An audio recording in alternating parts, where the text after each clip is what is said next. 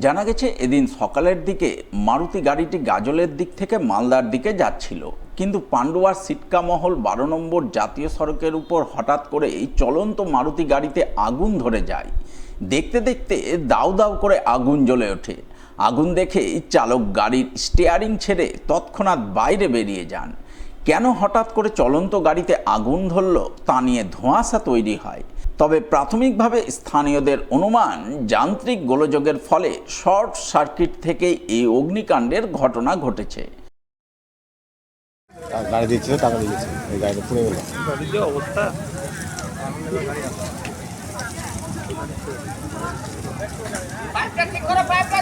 এই fire brigade নেই দিদি কোথাও?